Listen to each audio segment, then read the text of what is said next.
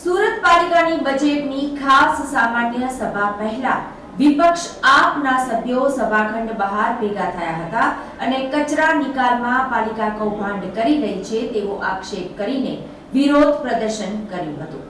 પાલિકાની સામાન્ય સભા શરૂ થાય તે પહેલા સરદાર પટેલ સભાખંડ બહાર વિરોધ પક્ષ આપના કોર્પોરેટરોએ સભાખંડ બહાર પ્લે કાર્ડ લઈ વિરોધ પ્રદર્શન કર્યું હતું।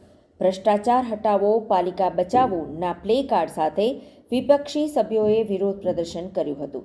આ ઉપરાંત હનુમાન ચાલીસા સાથે વિરોધ પ્રદર્શન કરીને સભાખંડમાં પ્રવેશ કર્યો હતો।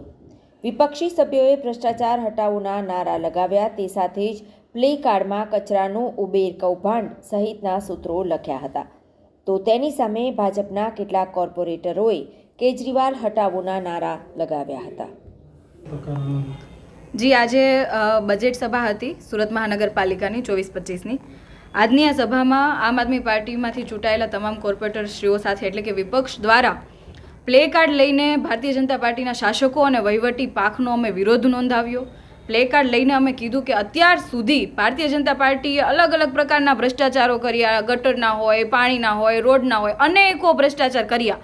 હવે નવું એ કાંડ લાવ્યા છે કચરા કાંડ, જે ઉબેર ખાતે જે કચરા કાંડ કર્યું કે જે પોતાના માનીતા પોતાના વાલાને જે કામ આપીને કામ સોંપણી કરીને કરોડો રૂપિયાની નુકસાની સુરત મહાનગરપાલિકાની તેજોરીને દેખાય છે। કરોડો રૂપિયાની નુકસાનીની સામે જનતા જે છે, જેમણે વિશ્વાસ મૂકીને એમને તંત્ર ચલાવવા માટે બેસાડ્યા છે, વહીવટ કરવા માટે બેસાડ્યા છે, પરંતુ માત્ર ને માત્ર પોતાના મળતિયા પોતાના કોન્ટ્રાક્ટરને કઈ રીતના કામ મળી શકે, કઈ રીતના પોતાનો કોન્ટ્રાક્ટર પોતે કમાય, એના પ્રયાસોના ભાગરૂપે થોડા સમય પહેલાં સ્ટેન્ડિંગની અંદર વધારાના કામ લાવીને અને કામ મંજૂર કર્યું। જે ગયા વર્ષનું જે 2021-22માં જે પ્રમાણેની કામ સોંપણી થઈ હતી અને અત્યારની જે કામ સોંપણી છે એમાં ડબલનો ડિફરન્સ છે કે જ્યારે 750માં કામ આપેલું તો ત્યારે એક્ઝામ્પલ તરીકે 1500માં કામ, એટલે ડબલનો ડિફરન્સ છે। આના થકી સુરત મહાનગરપાલિકાની તેજોરીને આર્થિક નુકસાન જાય છે અને આ આર્થિક નુકસાન આમ આદમી પાર્ટીના કોર્પોરેટર અને વિપક્ષ બિલકુલ નહીં ચલાવી લે।